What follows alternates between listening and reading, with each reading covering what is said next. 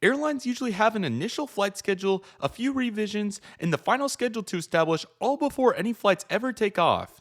United Airlines is possibly one of the most inconsistent U.S. legacy carriers when it comes to the middle stage, revisions. Today, we're going to discuss what's been going on lately with United Airlines revisions, along with a few noteworthy schedule changes in the immediate future for the airline. Are these changes going to make money for United? Join me as we put all of this to the test so that we can find this out. So without any further delay, let's go ahead and get started, everybody.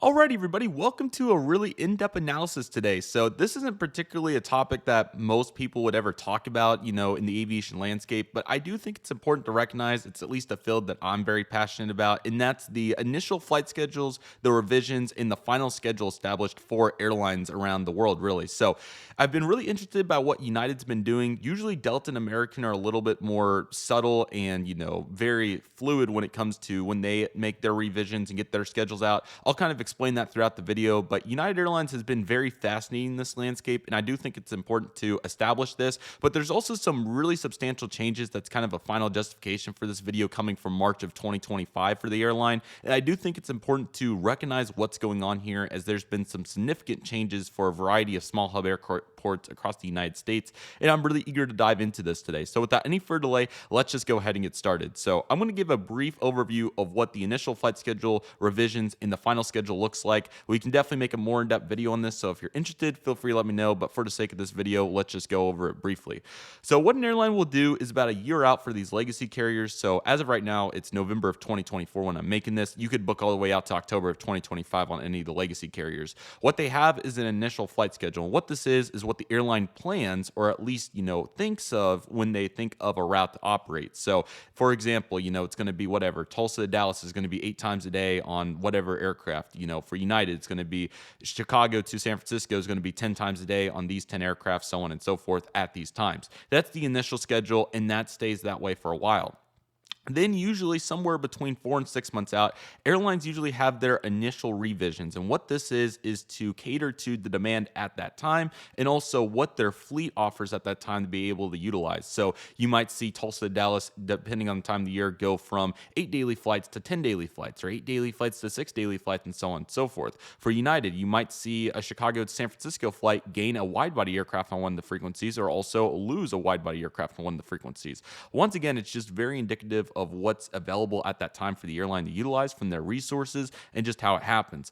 And then the final schedule is when the airline's all said and done with it. It's usually about 2 months out. You'll kind of be able to tell, with just a very slight time change. It could be a matter of minutes, or just a very slight aircraft change from, an example would be a SkyWest ERJ-175 to a Mesa ERJ-175. These are very subtle changes. They don't make too much of a difference in the grand scheme of it. And that's the final revision in the final schedule. And then the aircraft finally operates for the first time. So that's what it briefly looks like. And what's very interesting about United compared to the others is, like I said, United makes several revisions usually in their schedules. American and Delta, usually once they do the first revision, especially for American, most of the time they're done with it. They're not going to do much more to it, and that's going to be it. However, United, I think they're always evaluating their options. And obviously, the fleet changes, and there's other hurdles and roadblocks, especially for airlines like Southwest with 737 MAX, that limits what they're able to do. So sometimes they have to back off. Sometimes they have to move forward. Whatever the case is, you will see revisions. But as for United, they've done it all the time, and I'm always keeping my eye on it because I'm really fascinated. So, lately it's been pretty consistent regarding, what they've done, but they've made some drastic mainline and even regional jet changes for March of 2024 that I do think is important to establish today. So we're going to talk about those and kind of what to expect. So we're going to break this up into 3 categories today. We're gonna talk about the first time that I've seen this happen for some of these places. We're gonna talk about this being an inconsistent theme that probably won't remain permanent. That will be section 2, and we're also gonna talk about section 3, which is kind of concerning for a couple of the places that this continues to linger for, because these changes have been going on since January now from 2025.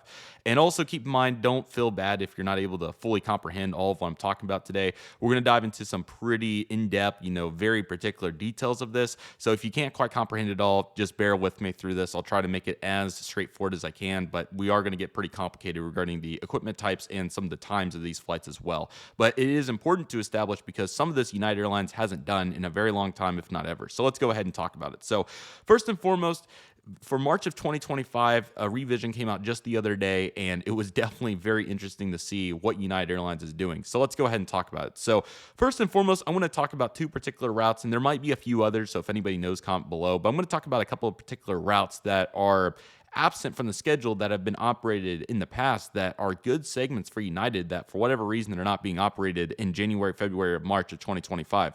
Those are going to be San Francisco to Columbus, Ohio, and Denver to Asheville, North Carolina. Both these services have been pretty consistent for United over the last several years. Asheville actually started out of Denver in September of 2023. So there's been segments here that have made sense and they've performed extremely well even during the slowest months of the year. Asheville being over 85% on most months, and San Francisco to Columbus seeing at least 70% for a red-eye flight, which is pretty good. Or I don't know exactly what time it was operated during some of those months, but presumably some of it was, red-eye. So very understandable. And then the other way back was very good too.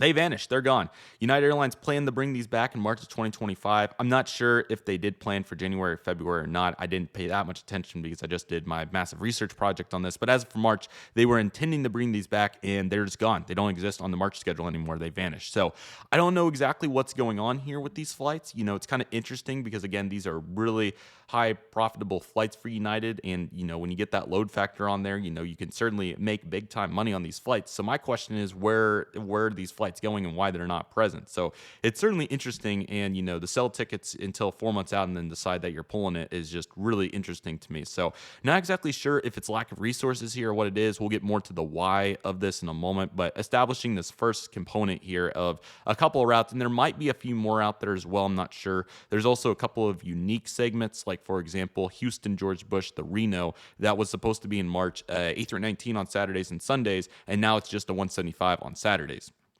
Massive frequency drops in capacity, and I'm just trying to figure out exactly what's going on here and exactly where these planes are going, because we're going to get to that, but I'm not really finding these planes and where they're going. There could be a couple of reasons for this, but regardless of the case, that's the first component to establish is San Francisco to Columbus and Denver to Asheville are gone, and there very well could be a couple of other routes that have operated in the past during these months or are supposed to just vanish. So not exactly sure, but that's the current trajectory on that. The next section we're going to talk about is the big one, and that's going to be the mainline services to a variety of services and routes have been substantially decreased. So from March of 2024, the following mainline routes have seen a frequency drop or just a complete mainline drop in general. So Tulsa to Denver is one. It was an A319 on one of the daily flights. That is absent. Denver to Knoxville was an A319 on one of the two flights. That A319 is now 175. We have Denver to Medford, Oregon. That was two daily mainlines. It's just one daily mainline now. Chicago O'Hare to Greenville, that was a overnight mainline, and now it's just 3 regional jets a day, which it was 2 regionals and a mainline. Now it's just 3 regionals. So if you hear me refer to it like that, I'm just telling you what the capacity is now, but you can assume that it was going to be a mainline some capacity with the frequency already there.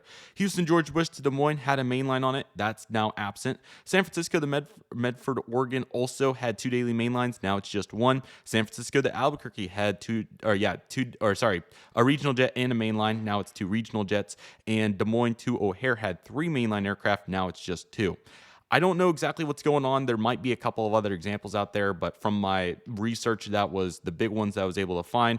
All of those mainlines were established in March of 2024. So I'm just trying to figure out where these planes are going, and it's really interesting. Like, for example, really big capacity drops. Denver to Medford, Oregon. That middle day flight mainline aircraft was an A320, and now it's an ERJ 175. San Francisco to Medford, I believe that was another A320 in the middle of the day that just randomly went to a 175. So on and so forth. And the interesting part is some of these cities are being compensated by this, and others are not. For example, Tulsa to Denver obviously was an A319, one of the 4 daily flights. But instead, for the year to date, Tulsa gained 2 new flights to Houston and another new flight to Chicago, which presumably is making up for this flight from Tulsa to Denver not being mainline on that frequency. Another one, for example, was Des Moines. They had 2 daily mainline flights to Denver, and now they're going to have 3 daily to possibly make up for one of the mainlines that they lost to O'Hare. So it is interesting to think about that, but other cities like Medford, Oregon, for example, are receiving no compensation for these seats that they've lost, which is crazy, and essentially they've lost 30% of their seats just from these 2 changes that I mentioned. So that's absolutely crazy to think about. Albuquerque, New Mexico is another great example, and there were just a few frequency up gauges that I found around. I couldn't find many, but a couple was the aforementioned Des Moines to Denver segment gaining a third mainline, which was operating March of 24, so keep that in mind. So we got to balance the initial revision with what's likely going to be one of the final revisions. And then also, so what I was getting to is San Francisco, the Albuquerque lost a main line on that, but they did gain a mainline service from Houston to Albuquerque, going from one main line to two main lines. So there are a couple of those, but they're very subtle and not very much. So it's also worth noting, going into another component of this, that there was some major frequency cuts on top of the capacity drops. So let's talk about those. San Francisco to Kansas City was planned to be 2 regional jets a day. It's just going to be 1. Unbelievable, crazy. Just all those seats are gone. They just go missing. New Orleans to Denver was going to be 4 daily flights. It's going to be 3. And, all of this just doesn't make much sense to me because spring break is right here for most of these places. And it's it's one of the biggest revenue months of the year. Like, where are these planes going and what they're doing? And we'll get to that in a moment. So it's just crazy to think about this. Another one was, let's see, what city is that? I'm trying to see what city that is. Oh yeah, McAllen to Houston George Bush. That was 7 daily flights in March of 24, 3 of them being main lines, and now they're down to 6 daily flights with 2 daily main lines. So I know it doesn't seem like much on the surface, but it is really weird to think about where these planes are going and what's going on. It's also super important to note that a bunch of the current mainline cities that kept all their mainline frequencies also went down regarding the capacity of the mainline aircraft. So we saw a bunch of 900s go to 800s and a bunch of 737 800s go down to A319s, and a bunch of A320s go down to A319s, and the process continues of that. That was very common across the board, and it was just interesting to see that, and that's going to lead to one of the thoughts that I have for what's going on here. Once again, to clarify, there were some positives that come out of these, changes regarding capacity for some airports. Once again, Albuquerque at least stayed neutral. They gained a mainline to Houston, they lost one to San Francisco, so that worked. Somehow, Tulsa International Airport, which is my home airport and why I'm following this so closely to gain a better understanding, we are still up 12% capacity year to date from March of 24 to March of 25 for United. And that is what the main line lost. So once again, we gained the 2 services to Houston, which is incredible, and I'm really surprised about it. And we also gained another flight to Chicago compared to March of 2024. So that leads us to 12% up, and it's crazy to think that we would have been 18% over capacity if we would have kept the A319. So very interesting to see that, but that's currently the landscape of what that's looking like. Chicago Air also gained some additional regional jet frequencies. I talked about Tulsa one. Oklahoma City gained another frequency. So there are some more frequencies going in. They're very subtle and they're not as common to find, but they are out there. So yeah, it's certainly interesting to think about regardless of the case. So it's definitely interesting. So all of this leads to, one more additional example is United Airlines didn't, what they did last March, some of that of what they did in March of 24 didn't even get scheduled to even try to happen in March of 2025. One particular example is Newark to Syracuse, New York. That service last year was 2 daily regionals and a daily mainline flight, so 3 total daily flights. And this March, it's just going to be 2 regional jets. So the mainline and all those seats, like half the capacity on that route, just vanished from March of 24. It just doesn't even exist. It's gone, which is really interesting. And all this leads me to the why of what's going on here. So let's go ahead and dive into that. So first and foremost, this is where we dive into, the objective thought.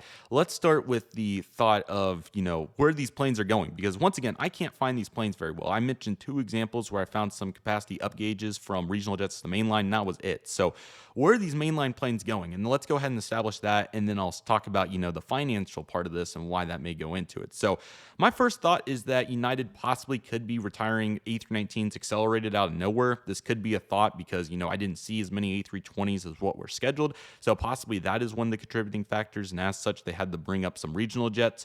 And this would explain the kind of abrupt choice for them to partner with SkyWest and take all the SkyWest Delta CRJ 700s and turn them into SkyWest United CRJ 550s. If you don't know, United's going to be getting all those CRJ 700 frames, turning them into 550s. So the trickle-down effect of that is the 550s go on routes that 175s were on. The 175s go on some of the routes that the mainline was on, the A319s and a couple of the others that I mentioned. And then those Airbus A319s or whatever they were go up to, supplement the mainline. It's just a trickle-down effect all the way until we finally get to the A320s retirement. So that could be one of the factors. Another one of the factors is United could be doing some abrupt maintenance that was unexpected. They could have some of these aircraft sitting, and United's fleet utilization isn't perfect by any means, and that's a whole nother topic. But as of for the concept here, it is a possibility that United could be taking these aircraft into maintenance during this time. So that very well could be what's going on. It doesn't make much sense during one of the busiest times of the year, but that very well could be the case. And that could be why all these mainline routes that I mentioned are just absent and don't exist anymore. So that could be a real possibility out of it as well. Another thought is charters. I don't think that it would be this drastic at this point in the process. You would think that you would have had this planned out, much more substantially than cutting all these mainline flights and turning them into regionals, but it very well could be the case. So that could be another thought, and I'm not exactly sure if that's exactly what's going on, but it's definitely interesting to think about this and, what goes with that. So it's definitely really fascinating to think about all the possibilities that go into why these flights are turning into different aircraft, and it's mainly a trickle-down effect. And once again, unfortunately, the majority of it is down capacity for places like Medford, Oregon, 30% down. Crazy to think, but just the reality of it is McAllen, Texas goes from, they're literally down like 10% just from the one mainline aircraft being gone, or 15%, whatever it is. And then crazy to think that some places are up, like, Tulsa somehow up 12%, which is crazy and just unbelievable to think about, considering that they had a mainline loss. So, it definitely all, goes together, and it's interesting to think about all that. But that's kind of the nature of it. So it's definitely interesting to think about. So with that being said, is it that, or is it the actual revenue part? Because the other portion of this is United, what they could be doing is they want to maximize the load factors on all these flights. Most of these flights performed fairly well, at least over 75%, and several of them over 85% during March of 2024. Well, quite a few of them. And, it's interesting to think that possibly what they could be doing is just downgauging the aircraft to charge more money. Is that a possibility? Because, I haven't seen the price neutralize on these tickets yet. But as of right now, if it stands like this, I would expect some of the prices like Tulsa to Denver, the mainline flight now being a 175, to be substantially higher because it's at a really good time of day and there's half the seats. So that could be a real possibility. And it's interesting to think about how all that goes into it. So it's definitely a really fascinating thought. So those are the really big three ones that I can think. I'm thinking it's more the maintenance aspect of it and probably some abrupt changes that, went on with the 320s. I'm thinking that's the lead cause of some of this. And then, it could be the thought of maximizing revenue as well. And then there is a slight possibility that it's charters. So that's my current thought of, why this revision is so huge. This also could be some sort of experiment for United as well. This could just be them looking into the schedule to see, how, like the revenue all ties together and how it'll all work if it went like this. And there is a very likely possibility that we will get another revision, and as such, the mainline will return. Another, they had a revision during the same time for January of 2024 in a couple of places. Unfortunately, Tulsa, Denver gets mentioned again, and I feel real bad for the Denver to Medford, Oregon route and San Francisco as well, but they also lost their afternoon main lines for January this late in the process. We're only a month out from it starting, essentially, a little bit more, but just crazy to think that it goes that quickly, within, a month and a half period, they can just pull it. So yeah, they did do just that, and I can't find those aircraft either. I don't know where they went, but this late in the process, you're usually going to lose seats. You're not going to really gain them, usually is how it goes, and that's exactly what happens. So that's what I'm getting to, is that this revision, there could be another revision that, restores all of what I just talked about. I don't know, but it's certainly interesting to think of what's going to happen with this revision, and especially going to be interesting to see what happens moving forward. We should have an April revision, in a couple weeks or so. The initial revision, by the way. This was the second revision for March. They did an initial one, and it didn't have all these drastic cuts, just some slight time changes along with, A319, A320, and whatever else. Not near this drastic. So my question is if they're going to go back in the March and reinstate all this, which is a possibility. And my second question is going to be what they do in April, and obviously as we get into the summer. It's going to be very interesting to watch United and how they progress as, the network planning and the scheduling and all that to see where we get to. So I'm very fascinated to watch what happens here. But I definitely thought it was worth reporting on all those routes that lost the mainline frequency in some capacity, and then obviously some frequency cuts that I mentioned too. Now, obviously, it's, they're trying to get as much out there as possible, but there's a very likely possibility between the shortage of resources and likely possibly some more A320s getting retired, which I'm going to be watching that very closely because this really could be the contributing factor of all this. They just ran out of mainline planes and they got to recover somehow. Once again, this would explain the abrupt decision to, or it may not have been as abrupt, but it kind of just seems, a little goofy that this would have happened so fast because they're getting these in the service. Like they announced it like 2 months ago, or not even that, like a month ago, and they're going to have these in service by December already. So it appears to me that they're looking for any way they can to get seats just to, get as much of the seats out there as possible. And there's still net gains for some airports in March of 25, which is crazy to think about, but it's not very widespread. And, once again, Knoxville to Denver, for example, that's been a 319 for a while on that afternoon flight, and that just vanished. It's gone. It doesn't exist right now. So it's going to be interesting to watch moving forward, but I really would love to hear what all you think. I know we got very particular on a couple examples today, but this is the logistics of aviation. There's certainly plenty to balance out and plenty to dive into, and what the future is going to look like is going to be interesting. So I'm definitely going to be keeping my eye on it. And if you all would like a more detailed video on the scheduling of the flights, feel free to let me know. And then once again, if we have more interesting developments regarding, this possibly, hopefully not being, long-term effect, we obviously want all these places to have mainline and new places too. But if it's going to be more of a, possibly a permanent deal, we'll definitely get back into it and talk about the implications of that and what it goes into. Because once again, Medford, Oregon lost like 35% of their seats, which I feel for Medford, Oregon. That's really unfortunate. Columbus also, lost the San Francisco flight. They lost, they went from I think a 739 to A318 on one of their Denver flights. And then, once again, Asheville, North Carolina just completely lost their Denver flight. So what the deal is, I'm not sure. We're just going to have to keep it an eye. But nevertheless, that'll do it for today's video, everybody. Thank you all so much for watching. I want to thank each and one of you for watching. My name is Redriveraviation. Take it easy, everybody. Stay safe. Just process. Do you love and love you do. My name is Redriveraviation. I want to thank you all so much for watching, and I'll see you all soon as Redriveraviation is signing off.